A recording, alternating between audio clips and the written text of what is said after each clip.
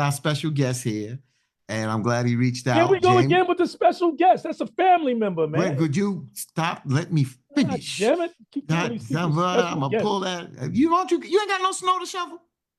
I know it's nice outside, bro. You ain't got no Thank snow the to Lord. shovel. Thank the Lord. You ain't got no tractor or mule to ride. I ain't We'll gonna be get like you John. one over here, I'm brother. not gonna be like John and take the mule to the White House. Yeah. So let me just let folks know. Let me let folks know when we finish with Brother Boyd, we're gonna get into the Newark and then we're done. We'll let Larry comment on that because when I didn't mention the name this morning, but the activist that I was talking about on open line this morning when we were talking to Newark Mayor Ras Baraka was Sister Donna Jackson. And I saw her Facebook post. That's how I found out that the police officer was shot. And pretty much, she didn't announce, she said the prayers were needed. And I just love because, you know, she's been critical of Mayor Ras Baraka. There's no ifs, ands, and buts about it. But I just love when the community comes together. And I love the community of activism because, you know, you may agree or disagree with folks, but I've been on the other side, you know, as an activist. This brother here, our family member, Jamie just doesn't allow me to get to it, that is about activism. And I don't like the way this brother has been treated. I don't like it. And he's a stand-up individual. John Boyd, I'm going to introduce him. And I don't want to show my backside up here because I really want to tell a couple of people what they can do with themselves and how, and I'm talking about government officials, the Democratic Party, how they've treated this man and how they treated Black farmers. And now you're talking about going over and getting Afrikaner farmers out of South Africa and give them support, invite them here and spew their nose at Black farmers. Oh, let's talk about this. Let's talk about it. He got the hat on. He got his signature hat on, John Boyd Jr. He's a fourth-generation Black farmer, businessman, and civil rights activist. He's the founder and president of the nonprofit National Black Farmers Association, a position that has frequently placed him in keeps him in the national spotlight. A family member. I call him a brother of mine. You know, John Boyd, thank you. And I'll be, you know, and I always mention your beautiful, lovely wife, Sister Kara Brewer Boyd as well. And thank you for having me because she's watching and plugged you in on social media and got farmers watching. I know there's some farmers watching this morning too. And to the whole panel, man, I love you guys and especially my brother down there, Larry, man. Oh, Larry, give him a left hook now. Oh, Larry, knock him out now. Don't mess with him. Larry give him a left hook, and I give him a swift right kick. So let's jump in here before we get to this whole thing, you know, and we're just going to put this in the pot and have a good conversation here. And you was on CNN 2 weeks ago on a Sunday. Jamie put it in the chat. Hey, John Boyd is on CNN. And let's talk about especially Black farmers feeling the strain. U.S. farmers, especially soybean growers, are struggling due to Trump's tariffs, with some describing it as a state of emergency for agriculture. These tariffs have led to rising costs and trade challenges. A soybean farmer has pushed back, criticizing the administration's trade policies, arguing that the tariffs are damaging their ability to compete globally and hurting their bottom line. The impact of tariffs isn't just felt by farmers, but also by the broader agricultural economy, leading to concerns over long-term sustainability and financial stability in rural America. Now, that's there. We ain't even talk about Black farmers how we haven't talked about what is due to Black farmers, what was promised to Black farmers, and what was not given to Black farmers. So to update us on this, he can take it. He doesn't need me to lead him in. John Boyd, where are we? And especially with this Trump administration, my brother, you know, you guys got the short end of the stick with a Democratic administration. And now you ain't getting no stick with this administration, my brother. That's right. And thank you for that great introduction because you hit all of the nails I was going to pop on. But the first one is, you know, to my own party. When you're in charge, you got to act. You got to act, and you got to take care of the people that supported you and put you in office. I pleaded with the administration at the end to provided Black and other farmers of color with $5 billion in debt relief by executive order. And the administration chose not to do it, but they supported student loan debt forgiveness. He fought in court with that and provided it by executive order. So I'm gonna leave that where it is. And now we got a president who has said from the congressional floor, the Sam Hill with Black people. I'm doing away with woke. I'm doing away with anything Black. He came right into office and completely dismantled the Office of Civil Rights, something that it took me 40 years to put in place. Things that he'd done away with an executive order with the stroke of a pen took me years to put in place. The Assistant Secretary of Civil Rights had to go to Congress. Every time we got changes, we had to go to Congress and beg and plead and lobby and spend years. He came right away and done with all of that. Anything that began with Black, anything that began with equity, anything that began with inclusion and diversity, those positions went first. They went first. They went first. And Stephen Miller is the person behind this. And I warned other Black leaders in this country when they started suing me in federal court. And I came right on, you guys gave me a platform to lay it out there. Stephen Miller and white farmers went and sued us and Texas and all these other states and got temporary injunctions blocking the money to Black farmers. This administration used that definition and to do away with anything that's had anything to do with Black and inclusion in this country. And they change our name every 10 years. And this is how they get us. Socially disadvantaged farmer, farmers of color, minority farmers, all of these different terminologies that we, farmers of color. Every 10 years we get our name changed. This time in a box of DEI, and it was a carte blanche for the Trump administration to do away with the whole pretty much anything Black at USDA. Then this president says, I'm going to South Africa and provide white farmers with carte blanche and expedited citizenship in the United States, and going to provide them with a homestead and grazing land from Native Americans from the Department of Interior, and land and inventory from USDA. Mind you, the land and inventory from USDA came from Black people, came from Black farmers. So he's going to bring white farmers into the United States, and it says he's all about merit. Oh, I'm all about merit. He's clearly bringing a targeted group of people from South Africa who identify themselves as white farmers, and he's going to bring them to the United States and give them everything they ain't never done for Black people in this country. They never provided Black farmers with a homestead, or Black people with a homestead in this country. We never got 40 acres and a mule in this country. And read his executive order. He says it goes into effect immediately. So here you got this president came in and done something for white farmers, and he done it immediately. And I've had president after president, from Jimmy Carter, Black man, Barack Obama, from Bill Clinton to Ronald Reagan, all these people I sat in the Oval Office and pleaded with to do this for Black farmers in this country, and nobody had the galls and balls to do it. And this white man comes into office and says, you know what? I'm going to bring white people into this country, and I'm going to move everybody out of this country that got any type of color behind them. So he's sending Haitian families and back to these countries with their families, and they're bringing white farmers. I said it, W-H-I, Dutch. He says, he uses his press release, Dutch, white farmers to the United States, and going to give them pathway to citizenship, money, and a homestead, something they ain't never done for Black people. I'm going to stop talking right there. Let me go ahead and get the team in here, because I know they got a lot to say. Go ahead, Bobby. Brother John, it's always great to see you. And you know, I'm just curious, right? So you work with farmers of all backgrounds, right? Not just Black and Hispanic, Asians, right? So, and some of them, it's safe to say, would have voted for the current president. So I'm curious, given what you shared, tariffs, and then allowing But those from another country to come in to compete with U.S. white farmers, because that's not just black and colored.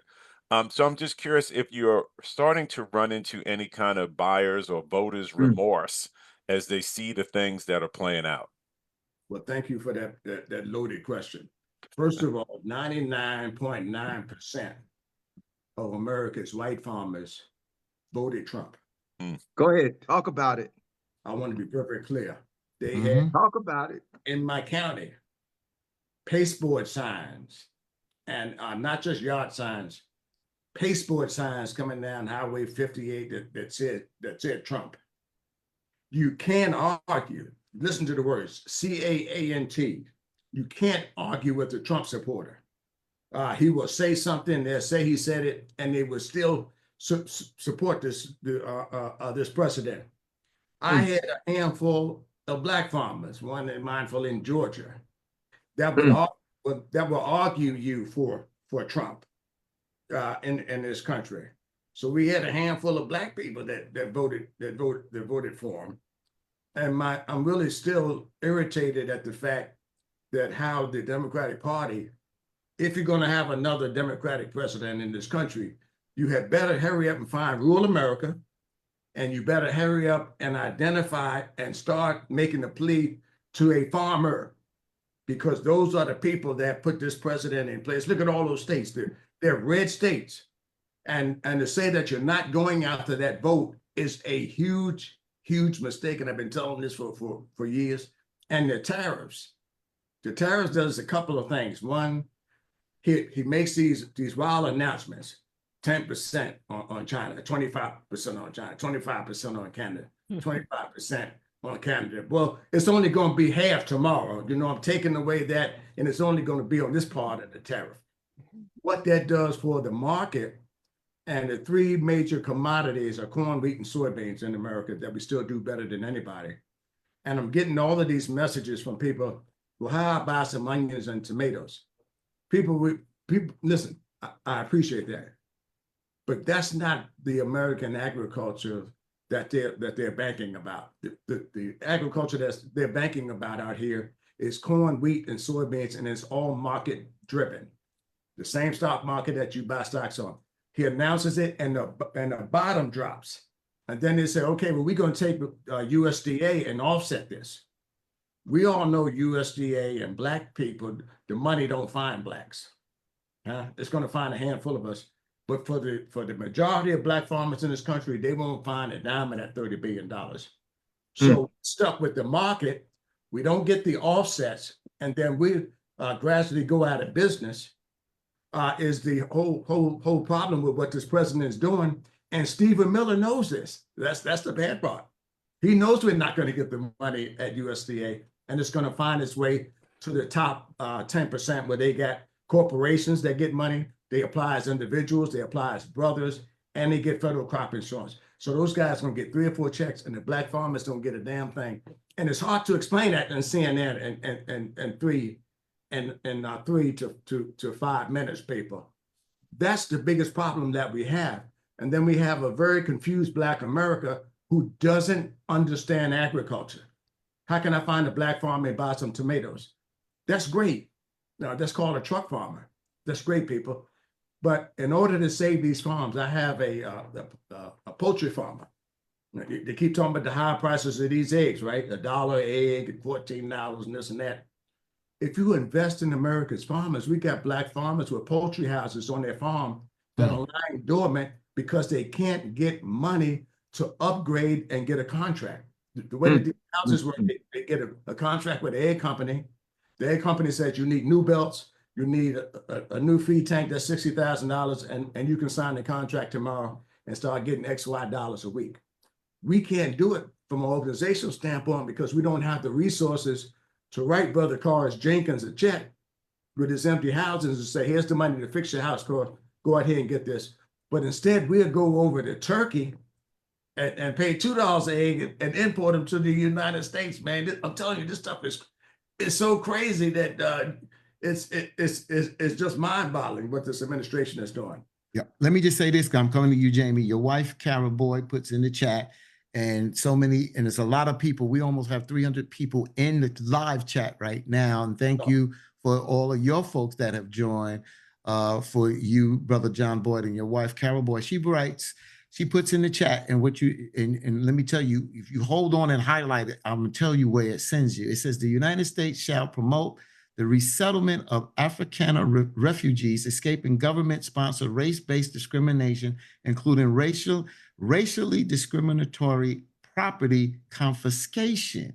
When you hold this, when you get down to the link and hold it, hold on, let me see if it'll take me there again. It's supposed to take me to that link. Oh, it takes you to the White House.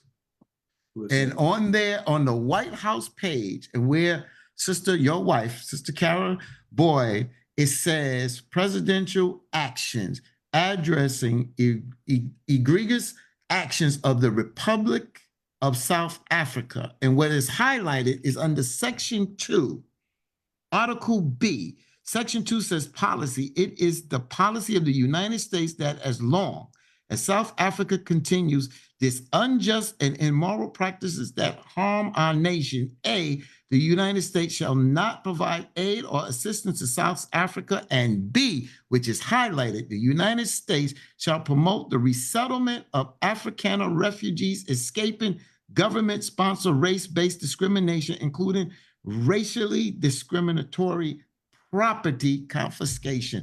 So what did these SOBs, these sorry, I don't give a damn if it's Sunday, these son of bitches did to Black people and took their land, and then now their land is being confiscated and given back to the rightful owners. It's like now you're talking about taking land that the Indians or Black folks have and giving it to Afrikaners? What are you? This is who you voted for. This is who you voted for. And those folks that are in the chat that we told you, and now your britches are tight, the panties are too tight now, and then you ask where our voices are. We told your asses so. Well, so if we don't say another damn word, we told you so. We told you. You don't learn, you don't listen. You, like my mother said, so-and-so don't stink until you step in it. That's right. And your asses have stepped in it now. Just stepped all in it. And Go you know, when you read that thing, all you had to do was reverse one word and add Black farmers and change it to the United States. That's it. That's what the president should be putting in order in the United States. For Black farmers who've been disenfranchised, for Black farmers who face discrimination in the United States, we're going to provide land and we're going to do this. That's what that executive order should say. But instead they want to do it for white farmers, but they keep saying we're doing away with DI, and we're doing away with woke because it's race-based. But yet and still they want to help white farmers from South Africa solely based on race. Yes, but they can't do it in the United States. But we can discriminate by race in the United States, but you can't address it by race in the United States, and you can't fix it by race in the United States. Well said, John, and that's the bottom line. And I get tired of these half-baked Negroes. Yeah, I used it just like I used it. That feel that, oh, things are not the same as before. We've had a Black president, and now you just got to go out there and work and do for yourself, and everything will be kumbaya. That's a bunch of crap. It's a bunch of crap. And when we talk about systemic racism, they are trying to eliminate everything. You just go to Washington, Black Lives Matter Plaza. Now the mayor got to get rid of it. Black mayor has to get rid of it because she's getting pressure from the Trump administration. Your wife, Carol Boyd, said, here's the link to our GoFundMe to raise funds to travel and assist farmers around the U.S. It's the GoFundMe is support Black farmers. Support Black farmers. With that being said, Jamie, thank you for your patience. Jamie, then Brother Larry. Jamie? Hey, Fatine, it's the indigenous people, brother, not the Indians. Indigenous people, brother. I'm getting mad, bro. I'm sorry, man. And you channeling Mayor Adams. You said the Negroes. That's what I just did. That's what I know what I said. Mayor Eric Adams, the Negroes. But you know, you want me to say the other word? But Fatine, I bring out the hip hop in me, bro. I bring out the Tupac in me. Hey, listen, it's appropriate and apt that, again, as John said, led by Stephen Miller, who's now the deputy White House chief of staff, right? And Elon Musk, who is a South African, and Donald Trump, who is a racist. It's appropriate and apt that they want to settle South African farmers here in the United States, because farming in the United States is an apartheid system. It is an apartheid system, farming in the US. And before I go back to John's interview with Frederica Whitfield 2 weeks ago on CNN, I'm going to expound on what Bobby and John said regarding white farmers voting for Donald Trump. There, in the United States of America, there are 444 farming dependent counties. Now, farming dependent county is defined as a county which derives 25% or more of their average annual income from farming. So there are 444 farming dependent counties in the United States. They voted for Donald Trump on average by 78%. And in over 100 of those counties, Donald Trump won over 80% of the vote.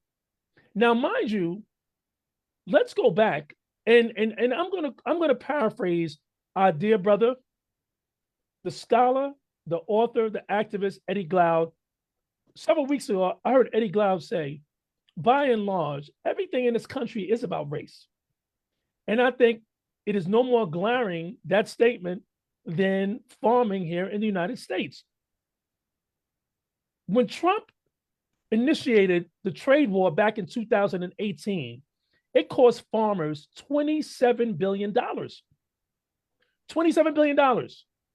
The 2018 trade war. Now, he tried to mitigate that, right, by subsidizing farmers, but he did not mitigate the $27 billion in losses.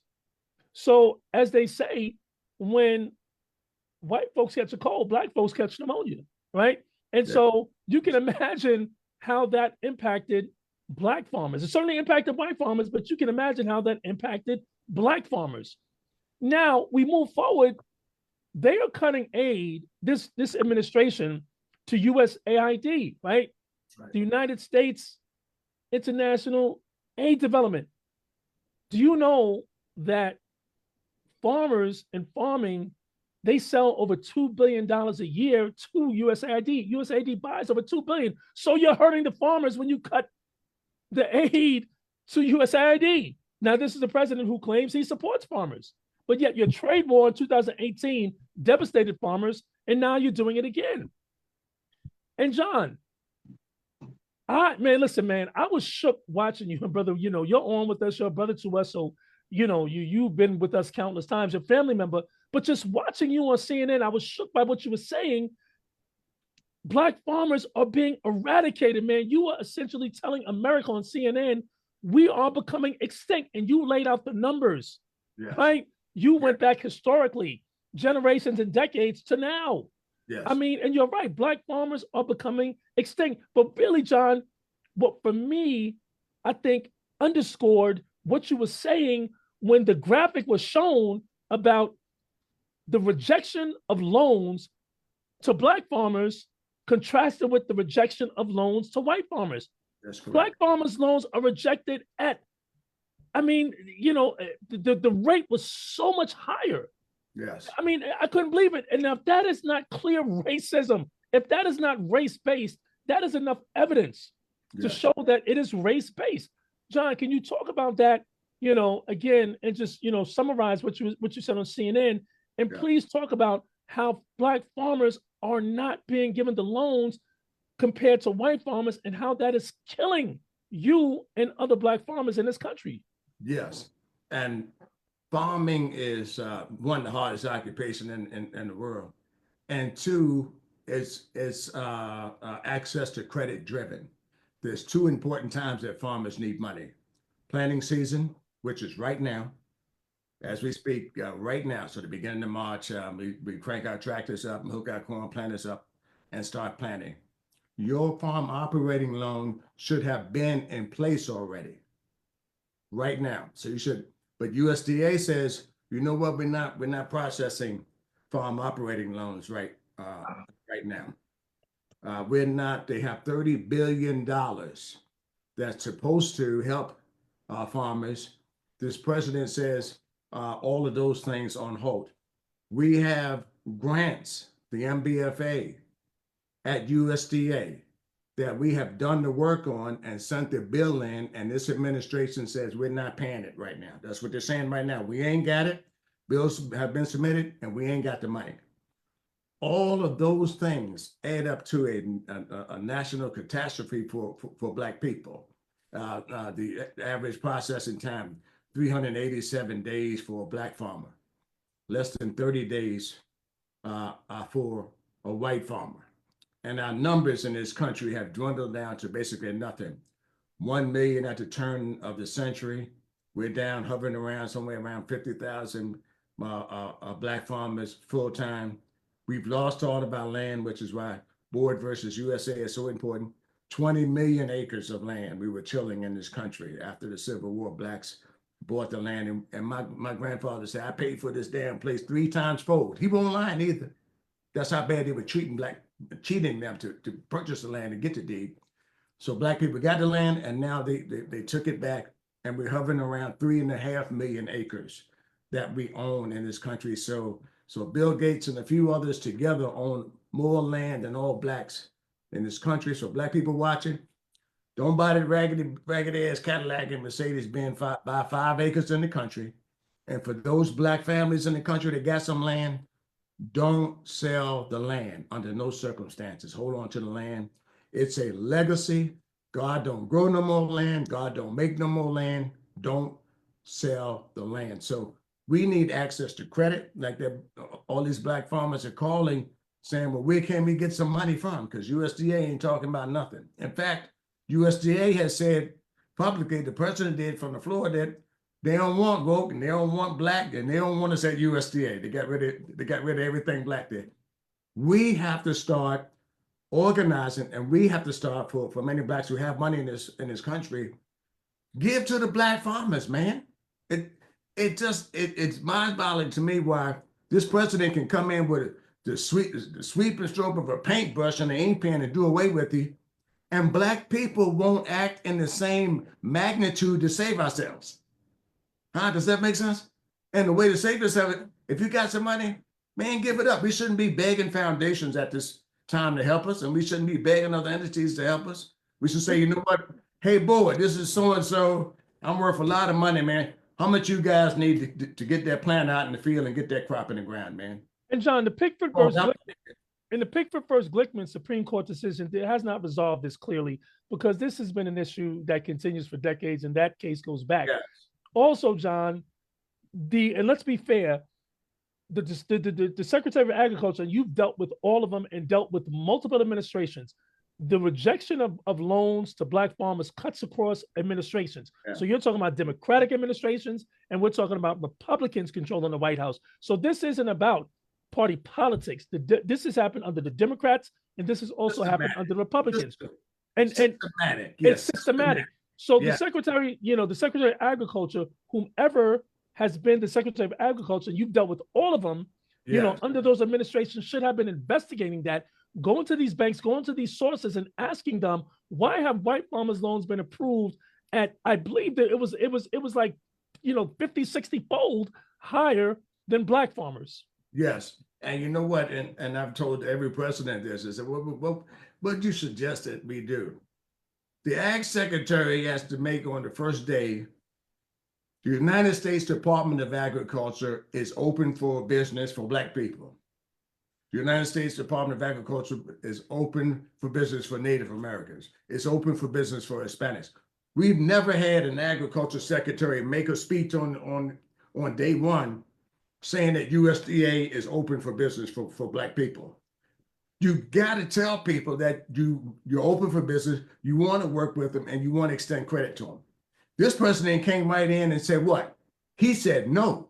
As a matter of fact, I'm shutting it down. Matter of fact, boy, the few grants you got to help a handful of Black farmers, we're taking all that away. That's what's killing us. And when we get in charge, we dance around it. That's what I don't like. And that's why you saw me out on these circuits. I hate it. If that's your base, support your base, stand behind it, we get in office and say, you know what, please, Republicans, please work with us. Please give me a couple votes. And Republicans get in office and say, oh, y'all can go to hell in the handbasket, and I don't care how you feel. I'm going to help my base, and I'm going to put my base in office, and I'm going to provide contracts to my base. And the Democrats won't come in. When we're in power, we won't help our base. That's what I'm so frustrated about. We're scared to help our base. That's Yeah. that post-traumatic slave syndrome. We get we get a black president. Oh, he got to be the president for all people. We know that. We know that. But that make that statement means I can't give you but crumbs.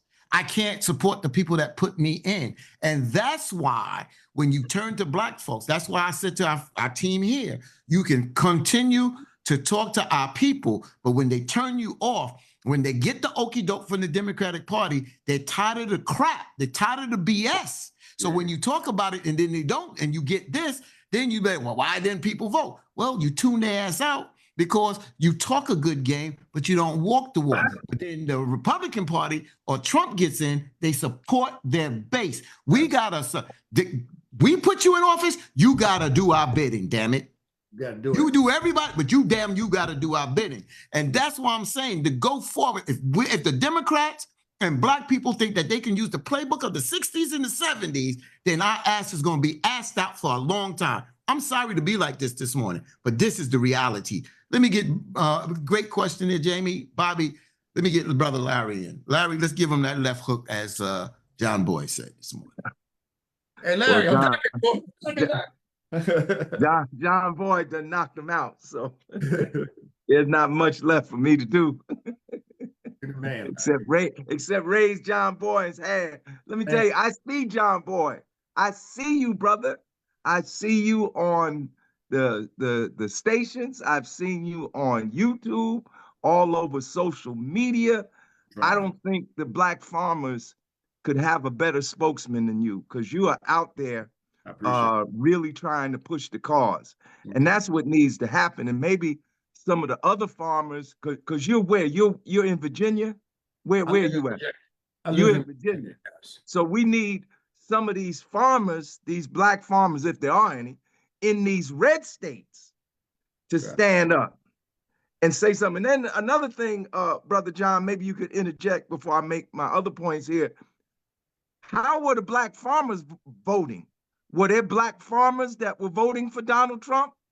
You know, I know what the white farmers is doing, but I think the problem is that some of our people have been bamboozled and hoodwinked by this right-wing ideology, and some of them threw their lot in with Trump, and now he's cutting their throats. I mean, how else can you describe, how did the black farmers vote, as far as you know? Brother Boy, because I know you probably didn't take no surveys or anything. Thank you for that question, too, Larry. I certainly endorsed the VP, but I'm going to say this. It was too hard to make the endorsement. Right. And I've made a Tell bunch the truth. of endorsements in the past, email after email, call after call, text after text, hop from person to this person. That endorsement should have said, be here, meet with the VP, go over your issues, and you all take the mic and endorse her. It was too hard to endorse it. That's the first thing. It never should be that hard. And then you did have some black farmers that were so irritated with the Democratic Party that said that they were going to vote for Trump. So look here, I tell it like it is. It shouldn't be that way.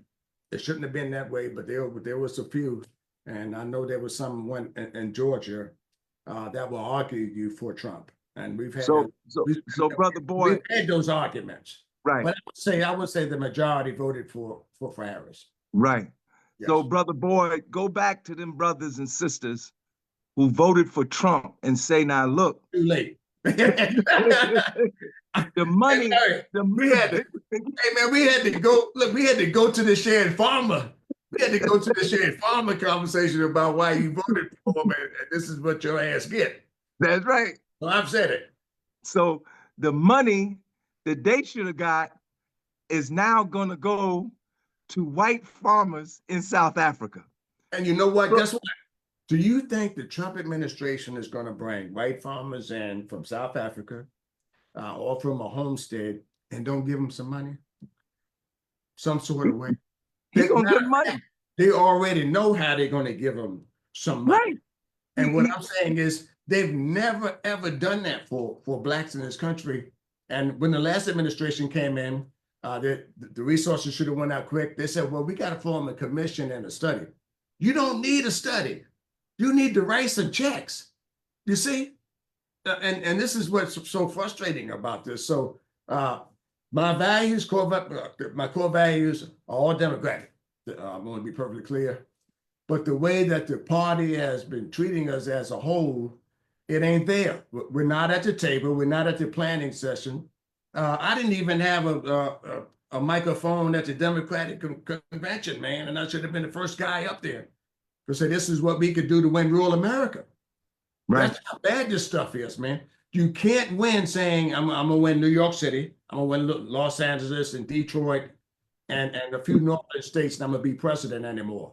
This guy showed you that. He started entering in on that. You gotta make a play for rural white America. You gotta get some of them people, you gotta move back a little bit towards the center, and you gotta go back and get some of them people who are on the fence. Immigration killed us. We didn't say anything instead of coming out and saying, I'm going to enforce the laws and I'm going to fix the border. That's all you had to say. Instead, we let it hang out there and let them keep punching us on immigration, people. All you got to do is say, I'm going to enforce the laws when I become president. And I'm on a ticket with this guy. But guess what? When I become president, I'm going to enforce the laws. That's all the white people wanted to hear. That's it. And you would have got some of that vote. See, Brother Boyd, I'm going to go out on a limb here, come out from left field. I know you can do it. which is my field, left field, and maybe say something that maybe you've heard or not heard before. Yes. I think the Black farmers in the United States of America need to make an alliance with the Black farmers in South Africa. Well, I'm working on that, Larry. All right. See, that's what I'm talking about. That's what I'm talking about. Y'all need to listen. Y'all need to have a joint press conference. You could do it over Zoom. They be in South Africa, in whatever city, Cape Town, whatever. You be here in America, and y'all come together under the banner Black Farmers USA, Black Farmers South Africa, same struggle, same fight. Now, why do I say that, John Boyd? Same struggle, same fight. The reason that the Trump administration is championing now these white supremacists from South Africa is because at the center of his cabal are South African nationals. Elon Musk was born in South Africa. That's correct. Was born under apartheid. His grandparents left Canada to go live in South Africa because in South Africa, they could openly support the Nazis because South Africa was part of the Axis. It was part of the German, Italian, Japanese Axis against the Allies. South Africa was on the side of Hitler. Listen, so you got Musk from South Africa. You got Peter Thiel, the CEO of PayPal. He was born in Germany, but he was raised in South Africa. Yes. And then left Cape Town and went and lived in a town in Southwest Africa where the people were still walking around actually giving the Hitler salute. This is why you see Musk and you see Bannon at conferences and press conferences openly giving the Nazi salute. They can call it whatever it's the Nazi salute. So you got Elon Musk, you got Peter Thiel, you got David Sachs, who is Trump's advisor on AI and crypto, he was born in South Africa. And you got a direct descendant of one of the leaders of South Africa at that time, Pick Botha. His grandson, Roelof Botha, is also another billionaire advisor to Donald Trump. So you have this cabal of white South Africans. Now, why are they doing this at this time? See, under apartheid, it wasn't just about the racial separation, just like here in the US. It was also about economics. The Black people, who were 90% of the population in South Africa, owned 10% of the land. The white people, who were 10% of the population, had 90% of the land. That's right. So the ANC, which was formed at the beginning of the 20th century, one of the key components of their program, they say, ANC, we fighting for the people of South Africa. Here are the 10 things we're going to do. And at the top of the list was land redistribution, to return the land that had been taken from the Africans back to the African people. In fact, today they use the slogan, land redistribution without compensation. That is, the white people, no, you're not going to get, you took our land, you made yourself rich, we taking it back and we ain't paying you for it. So they passed a law in January for land redistribution. That's why all of this is upset right now. And Donald Trump, you know, his objective is to make the United States, which is really the mother of apartheid, this is where the whole ideology of racial separation developed and then was exported to South Africa and other places. So now he's bought by Musk, who gave him almost $300 million for his campaign. He's bought by Thiel, he's bought by Botha, he's bought by Sachs, these South Africans, and now they're trying to use the United States government. They have put sanctions, brother, on South Africa. Here we are, brother, 50 years ago, I was at Princeton University demonstrating against Princeton's investments in companies that supported the racist white supremacist regime in South Africa. Here we are now, full circle. Yes. The United States, which did not support Nelson Mandela, which had Nelson Mandela on the terrorist list, even while he was president, he was still on the terrorist list.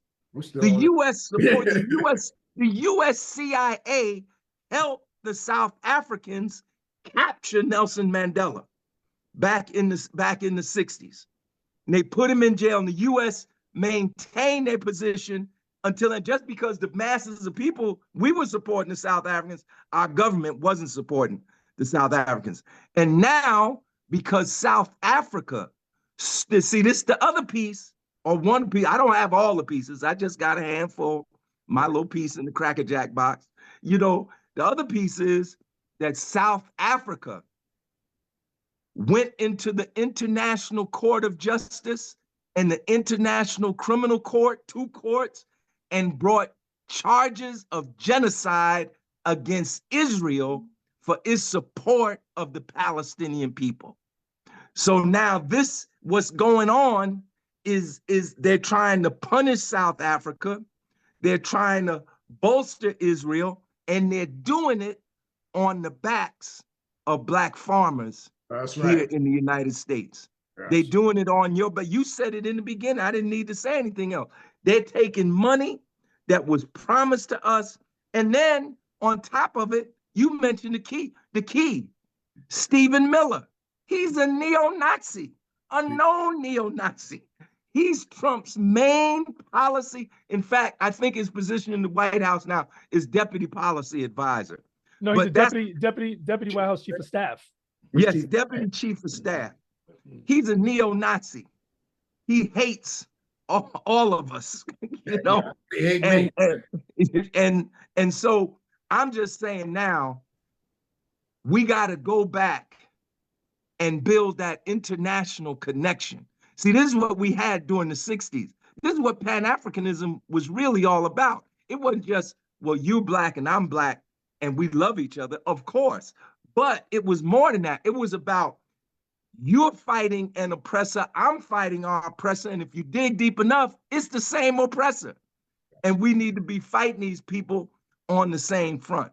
So, John Boyd, I want to ask you now, what are the Black farmers prepared to do in the face of this fascist, white supremacist Trump regime? What are you prepared? I know at one time, and I think it was when the Democrats were in power, you tell me, maybe I'm wrong. Maybe it was when Trump, his first term, you got on tractors and you brought a tractor train to Washington, D.C. I think it's time for some of that. What do you say, brother? I think it is. And Larry, the bad part, and I'm gonna go back to a couple of things you said. Do you know how many Black people in this country don't understand the land numbers in South Africa? A whole lot. They think Black people own all the land in South Africa, and you just laid it out. It's 90% owned by whites and only 10% owned by Blacks. So that's the first thing I'm having to explain that to people. Right. And that takes time, which is and they can't believe the numbers. But a couple of things, yes, man, I'm gonna get out here and raise some hell and do what I'm great at, man, which is raising some hell. And I'm trying to get, I really want Black America to wake up, because I believe we're still in shock that this president came in and really shocked Black America and this generation between 30 and below. We've never seen it. We've seen it. We've seen this before. Right. And we know what this looked like. Trump took Ronald Reagan's playbook and made it public by saying, I'm going to do it, and I'm going to do it on day one. Ronald Reagan did it and didn't tell you. You went to the Office of Civil Rights and you found out it was closed. They didn't tell you it was closed. This guy says, I'm going to do it, and I did it, and we're in shock, and we're still in shock about it. That's the first thing. So we got to get over that, and then we got to get excited amongst our own people and say, for once, you know what? We're going to stand up as a group of people and fight back. And guess what, Larry? You got to fight back with your checkbook too. There you go. You can't farm with no money, people. I don't know how to. It's not some guy standing up beside the road with a few tomatoes. That's not agriculture in this country. And I'm having to explain the two different types of agriculture in this country. Commercial agriculture, which is what I'm doing, corn, wheat, and soybeans, that requires tractors and 100 gallons of diesel fuel and tractor trailers. That stuff's expensive, and you need farm operating money to do it. That's the first thing. So we got to give. We got to give with our hearts and stop with this $5 stuff. We appreciate it. But you got to put some zeros behind this thing so we can put some farmers in the field. Go to blackfarmers.org, make a donation. We need some money, and we need it now. So that's the first thing. So we're going to organize. And that key piece that I was already working on was reaching out to South African farmers and forming that alliance so that we can get out here and a unified front saying, we don't like what's going on in the United States. We don't like what's going on in South Africa and all these other countries and the continent of Africa. We need to get them on board on what this president is doing. And lastly, before I go, it's the piece with Elon Musk. I just did an interview with Don Lemon, who had some footage of Elon Musk's comments about the South African land. What they were trying to do, come over and get some land and bring white farmers over there. So he actually had some footage about it. And so I hope that people will watch this interview and see exactly what Elon Musk says to him about the white farmer situation. And so that interview should be out in a couple of days. I hope that everybody watch that. But John, and I'm good. And John, let me just say this one thing. And let me just say this real quick, Jamie. So let me just say this. So I see what's happening in the chat, right? And anybody that's going to be, I don't have a problem with different opinion. Anybody disrespectful, I'll ban you. And I'm not going to call, because to our supporters, you don't let people come in your house and then you say they ignore. Hell with that. A lot of these people get on their platforms and say what they want to say without being challenged. You think you're going to come on our platform and say this crap and don't be challenged?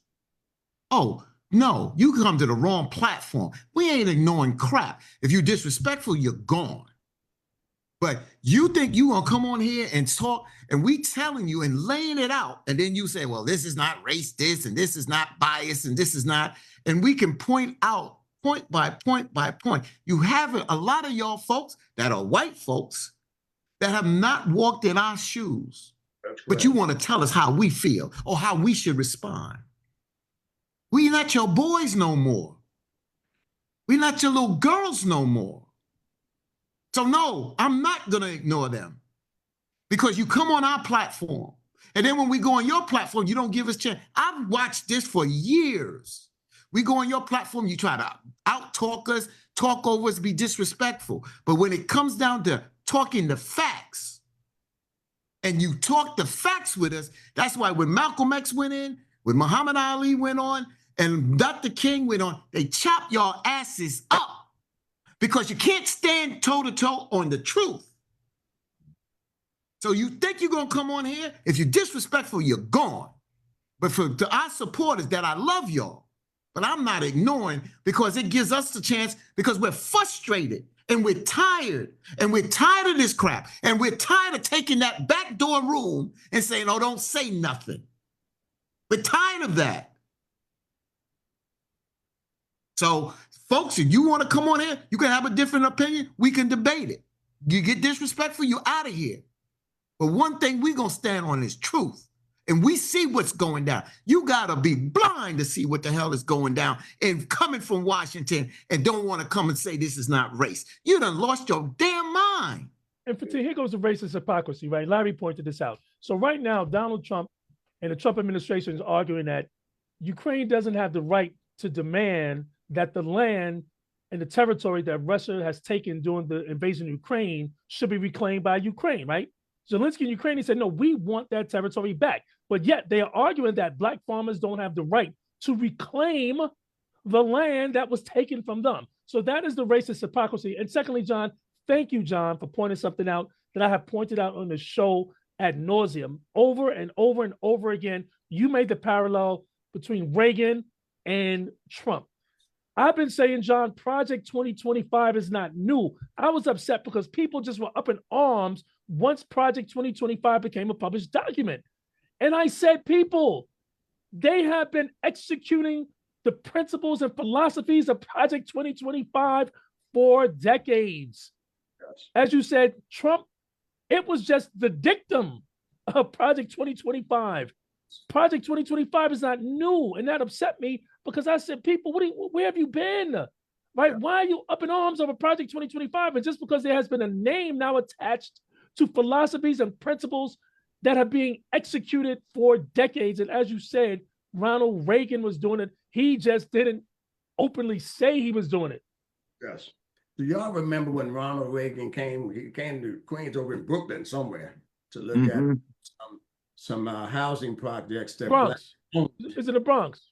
That is. And he got booed out of the Bronx. And the manner at which Reagan was talking, heckled, cussing at him. It's the same thing they do. It's South Bronx. It's in the South Bronx, John. South Bronx, man. The guy came to South Bronx cussing at lower income Blacks in this country and the way he was talking to them, telling them that the work they were doing wasn't up to par. Those buildings were dilapidated, and these people took it amongst themselves to go in there and fix it up and form some ownership, things we should be doing today, people. And he talked so bad about it. That's the same format that they have today as it regards to Black people in this country. This time they're just using Black farmers. They should settle Boyd versus USA and return the land to Blacks and other farmers of color in this country. That's right. That's right. Without land. Boy. This fight is about land. That's right. Black people need to start. Look, man, everywhere around the world, they killed and they shed blood. Gaza Strip, they're still fighting and shedding blood. All around the world, they're fighting over their land. And we're too little strip of land, John. It's just a strip of land, man. We're too quiet about land. one, and then for the families that got it, we're too easily and gullible to give it up. That's right. Living in New York City, they agree to sell. Man, don't sell. Don't sell, because once you sell it, and they finish that piece of job Trump wanted to fire you, they said, guess what? I want to move back home. But where's home when you let it get away from you? Pennies on a dollar. Don't sell the land under no circumstances. Don't sell the land. Don't sell the land. Pass it down to your children. I don't care what they offer you for it. Guess what, people? My grandfather would always say, and the guy get out, well, this old place ain't worth much. And he would say, well, what you here for then? Bro John, It ain't worth nothing. What you here for? Why do you want it? You know, Bro so John, wake up. Yes. Bro John, do you ever talk to any of the leaders of like the UAW or any of these other big unions? There hasn't been a collaboration with the big unions, no. I think you would do well. Now, this is just me talking. I'm no expert, but the new president, and maybe Jamie can help me on this, the new president of the UAW sounds fairly progressive. Okay. And I think you should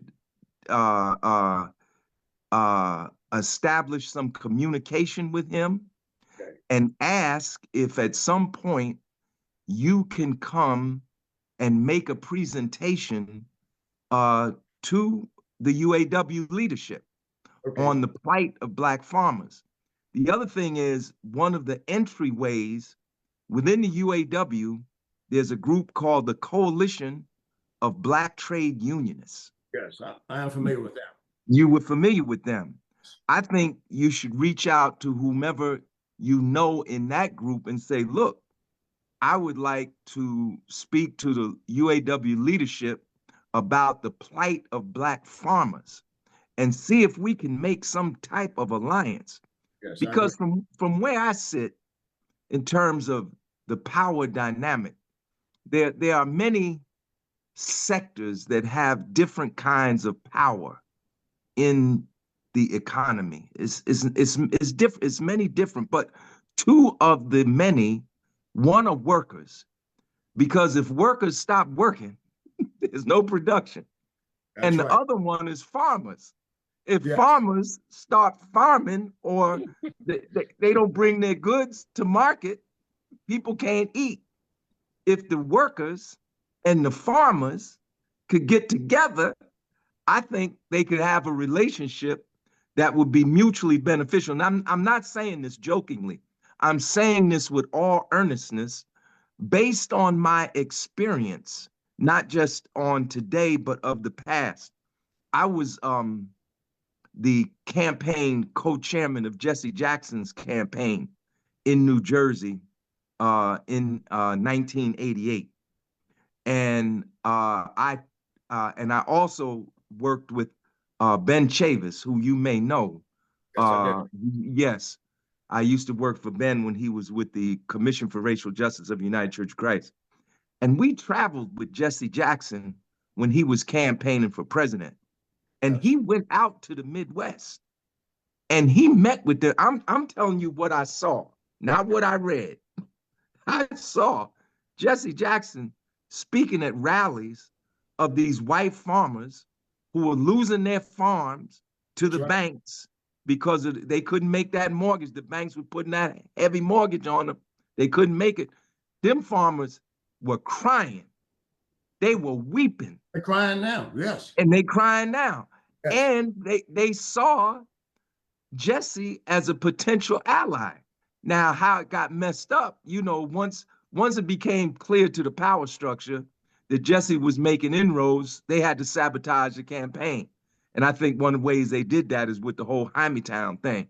But Jesse, in '88, he was making inroads. And I just, based on that experience, and based on what I've been seeing recently with the UAW, I can't remember the fellow's name, but I think because you know the Coalition of Black Trade Unions, you reach out to them, and I think they could be a valuable ally to you. Okay. You know, the Black farmers and the auto workers, and the Black South African farmers. I could see you, John, being in a press conference with Cyril Ramaphosa, the president of South Africa. I can see that in my mind. You know, that he's sitting in South Africa and you hear he's offering support to you and you offering support to him. I can see that. And then you could expand that, you know, and possibly other presidents of other African countries that are also where agriculture is a big part of the economic sector could also be supporting you. I really believe that it is time to internationalize this issue that's affecting Black farmers. You know, we need our land. We need our 40 acres and a mule. They need their country, their land back, you know. So I think there's a basis for cooperation. And I think you the man to do it, brother, because you got a reputation. People trust you and believe you. So I think you can carry that ball across the goal line. Hey, Fatim, my last comment, something you, Larry, and John said. John talked about the Democrats, and you've said this, Fatim, forever, and you continue to stand on your soapbox and yell and scream this, but clearly the Democrats aren't listening about how they have to change their strategy in the playbook. Larry touched on this with Jesse Jackson traveling the country, speaking to farmers, and John said the Democrats just can't focus. You know, you're talking to people in Los Angeles, New York, Detroit. Of the 444 farming dependent counties in this country, overwhelmingly, most are in the central portion of America, those so-called flyover states, right? The red states.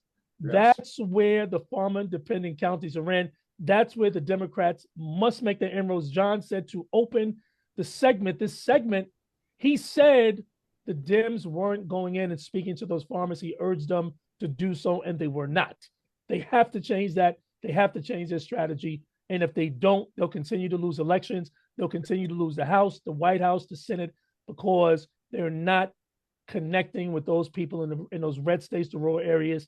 Again, John, farmers, you said 99%, over 80% in 100 counties, over 78% in the 444 counties. The Republicans are owning the farming industry despite voting against their own best interests. That's correct. That's correct. And that's the mind-boggling part. They're voting against their own best interests, man, because this president don't love it. Did you hear what he said? Oh, I love farmers. Oh, yeah, I love farmers. He doesn't love farmers. He loves the fact that he could bank and bargain off of what they do.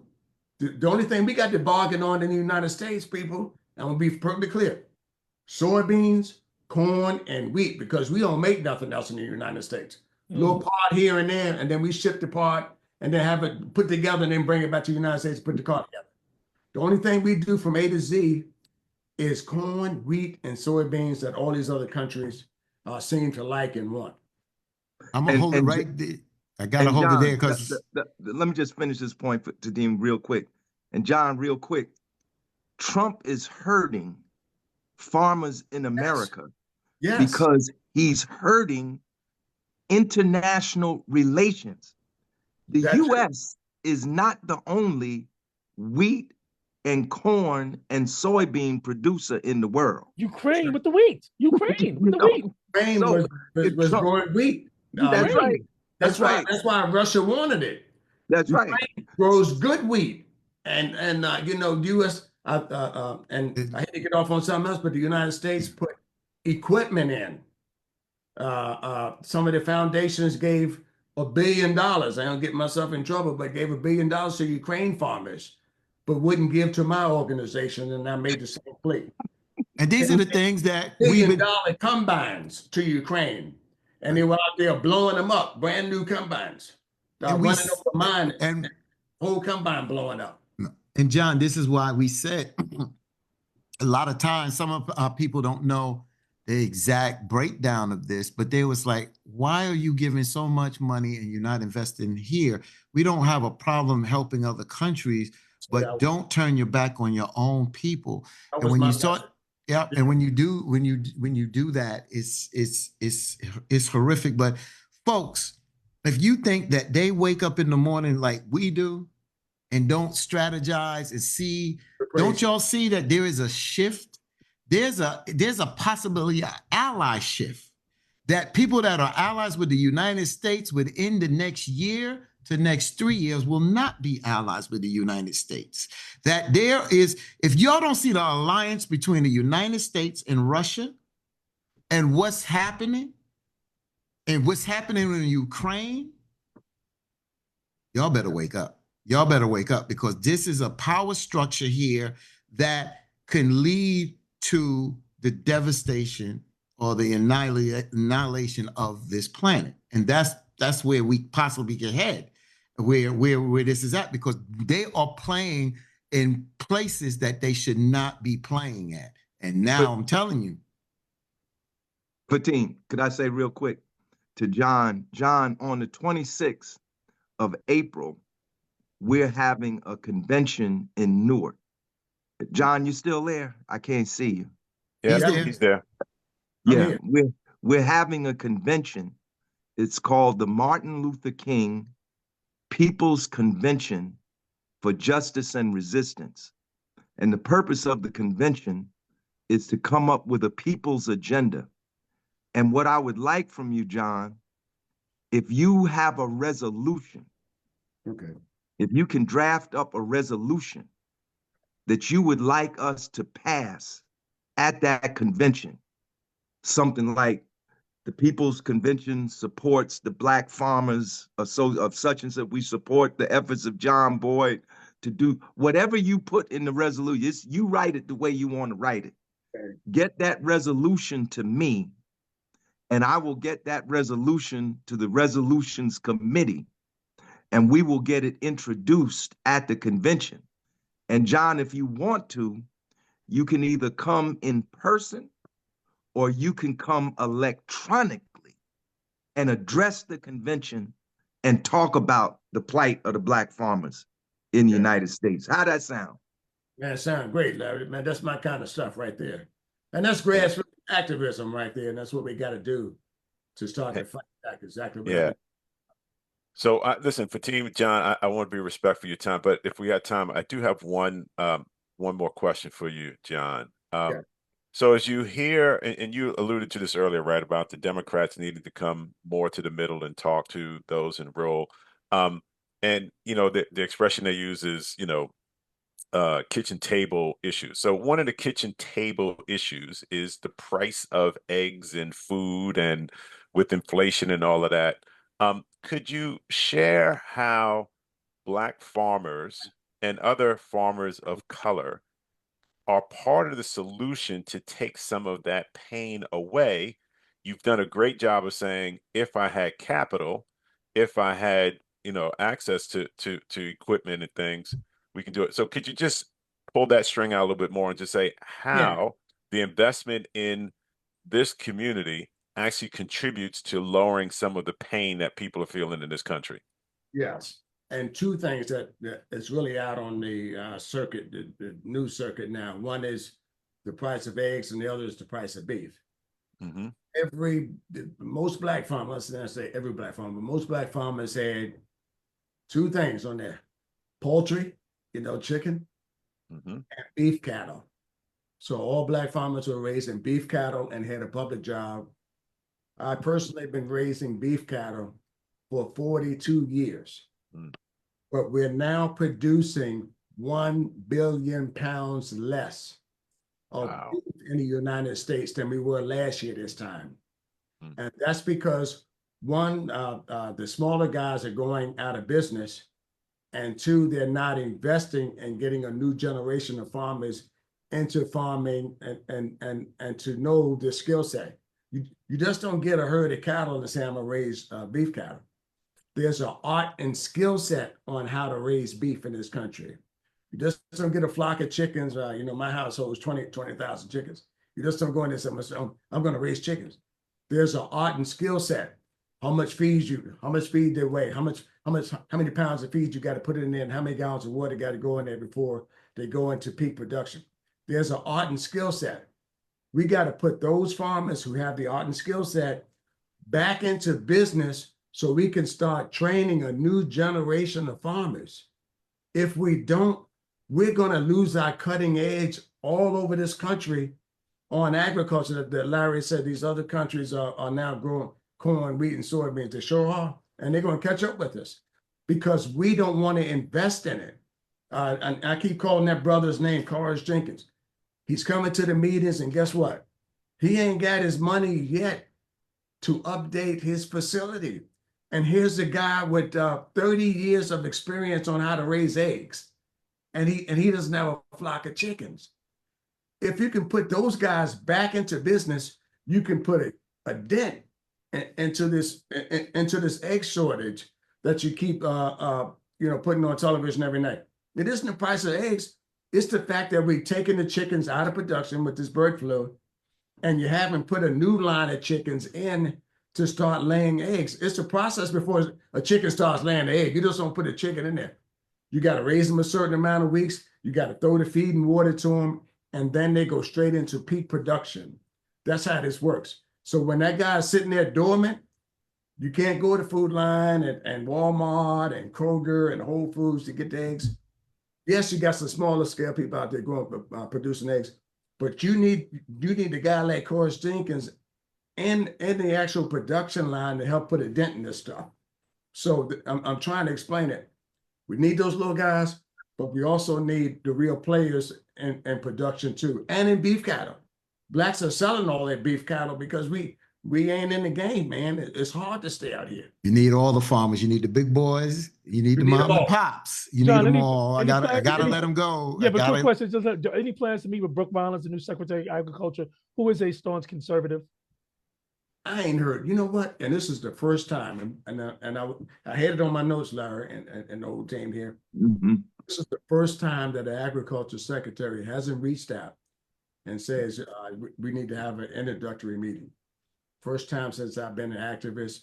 Every secretary done it. Even Trump's last pick, Sonny Perdue, we had an introductory meeting. And that's what they do. They bring the agricultural leaders in. They're going to be the ag secretary, and they go to the next guy. That didn't even happen under this secretary. They just came right in and closed everything up. Because she's been silent on the proposal to she's a part of that. She's a part of that. Absolutely, she's from the American First Institute, so a staunch conservative. Absolutely. And guess what? They didn't appoint anybody that was center of the road or anybody that could work with anybody else.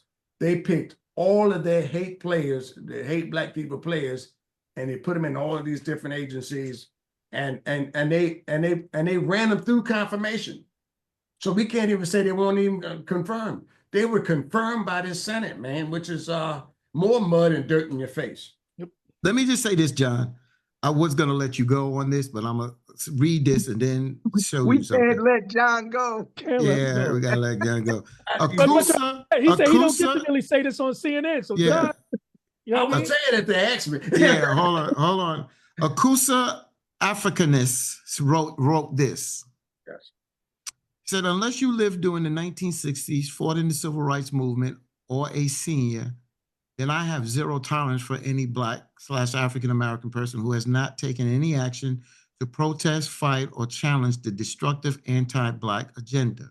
If you are not participating in any of the boycotts, if you have not donated to any organization, filing lawsuits to fight executive orders that injure the Black community, if you have not contacted your political representative to demand they reject the government's racist policies, if you have decided to do business as usual and let someone else fight for your rights, then shame on you. Please do something to make sure the sacrifices of our ancestors are in vain. That should be an op-ed right there. Right. So that's the reason why the reason, because I was going to let you go and then read it. The reason why I said that, and I read that, and I agree with what you said, is that you have to understand that us that understand this, all of us here understand what you wrote. Yeah. Because we've lived it, we understand it. Not making any excuses, but the dumbing down of America. And it's not only the dumbing down of Black America, It's dumbing down of America. I was just talking to my cousin the other day, and he's a teacher, and he said that we are graduating kids who can't read or write. Read, write, math, they just can't do it. Yeah. A lot of our folks have been dumbed down.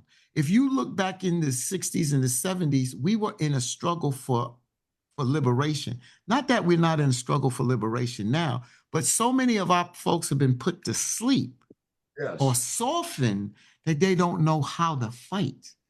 And then when they look back and look at the blueprint of how our brothers and sisters fought and to gain some wins, that was good, and kudos. I stand up and salute our ancestors and those that have done that. But as that blueprint was left there, we left that blueprint because we thought that we were making strides. But at the same time, our adversaries was creating other blueprints. That's right. Because we were making strides and they needed to put those fires out. So they understood how to counter that, but then they had to figure out a way to keep us asleep, to keep us dormant. And that's what they have done. So now to the point, and you can't knock some of our older civil rights leaders because they are doing something. Yeah. You can't sit back on your laurels and not do anything. But I'll be honest, John, a lot of us are lost. They don't know how to fight. They don't know how to fight. John and Larry know how to fight, but it's you brothers, it got to be that young that come behind it. You go back to the 60s. Dr. King got killed at 39. Malcolm got killed at 39. These were young activists. You understand? And it's great to see our activists now see themselves as grandparents now, that we're seeing them to live to older ages. And now some have challenges with health. Reverend Jesse Jackson has challenges with Parkinson. Muhammad Ali passed away due to Parkinson. And we understand that. But I'm just saying, a lot of us, or a lot of our kids and grandkids have been put to sleep.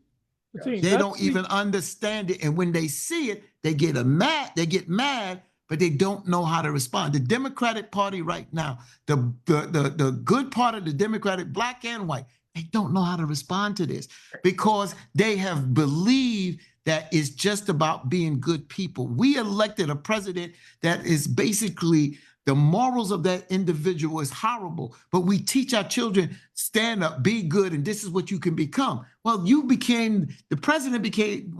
became the president of the highest land in the office, and he didn't do it that way. And I'm not saying that we tear down this. All I'm just saying is stop being passive and call it what it is. And stop worrying about who toes you step on, because they don't give a damn who toes they step on. You know why? Because you're alive today. They want your ass dead.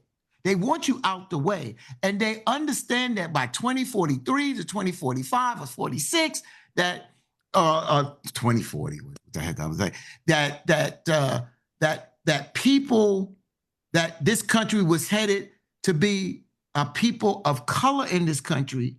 They are doing any and everything to stop that because they understand if they lose power, they have nothing. And Fatin, I'm going to use another D, right? It's not dormant. I would disagree with you on being dormant and asleep. Young people are activated, but you know what it is, Fatin? They're misinformed, disinformed, and distracted. No. Listen what I'm saying. Those are the D's. What is what I'm saying? Not dormant. No. Let's don't go down that road. I'm not attacking young people from a perspective. But what I'm saying is, Jamie, ain't no better freaking way to say it, is that a lot of them are dormant. Not that they don't do. The bottom line is, like I told you what Dr. King said. He said, if you put in a method of action and it's worthless, you're not doing a damn thing. So what I'm saying is, okay, they may be active, but are you making strides? You can't just say, I'm doing something and you're not doing anything. You can't waste your time. You got to do something that is going to be effective. No, absolutely. So it's the organization and the execution. Yes. Brother John, You still there? And this is going to be the last. We're going to have to get to Newark next week because we got to get out of here. You still there? Yes. On Wednesday, the organization that I'm part of, People's Organization for Progress, we're having a demonstration in front of the federal building in Newark, New Jersey at 970 Broad Street. Okay. This is on Wednesday, March 12th. We're going to be there to protest the racist and fascist policies of the Trump administration. Brother John, tell me now what you want me to say about the plight of Black farmers at that demonstration on Wednesday at 12 noon in front of the federal building in Newark. Couple of things. One, we want people to be aware of what this administration is doing by trying to bring white farmers to the United States and give them land. And two, we want them to support the resolution of Boyd versus USA, our land and inventory. We want our land, Larry. If you can get those two things across, I think that we'd be heading in the right direction. And then lastly, Brother Vatina, do you know who was in all of my briefings throughout my career on the Hill? Sitting on the front row, Stephen Miller. So when I was briefing congressional members on the Hill, he was almost at every one of those briefings with that little tablet, acting like he liked me, asking questions while they were putting their policies, their pen to the paper to see how they could get around what I was saying on the Hill. So he used what we were doing in courts and all that stuff. They say, you know what? Oh, we're not helping white farmers here in the United States. So the payout that Boyd supports doesn't include white farmers.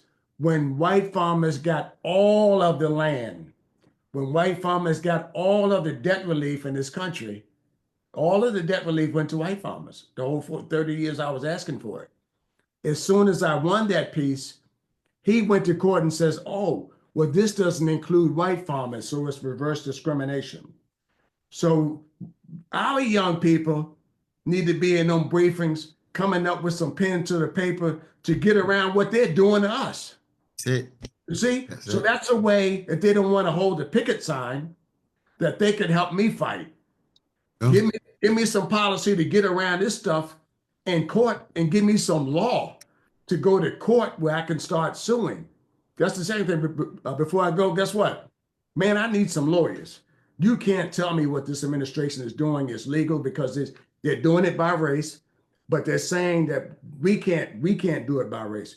I want to challenge that, bring in white farmers to the United States solely based on race. I want to challenge it in federal court, and I need some good legal minds to help me file a complaint in federal court.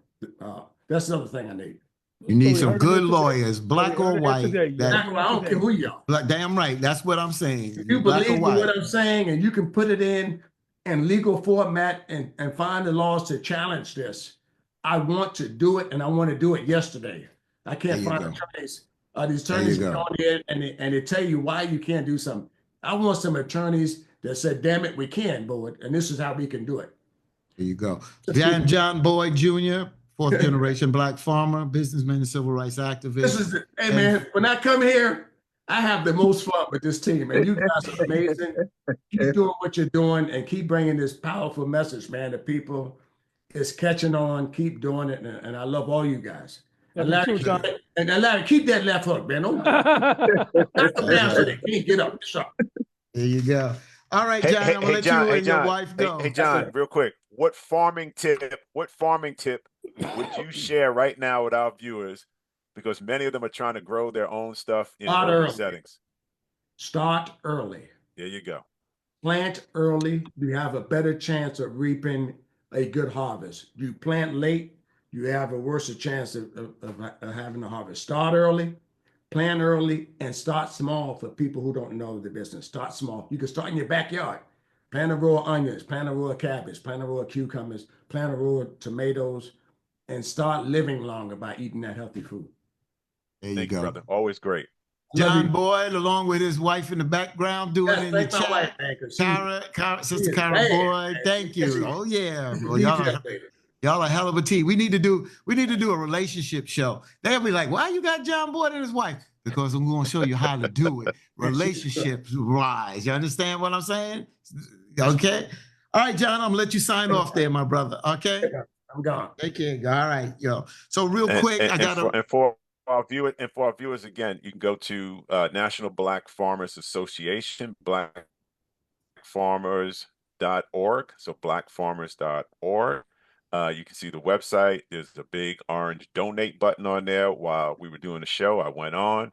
I made mine to help the cause out there. So you know, got to invest in ourselves. We talk a good game, and as we always talk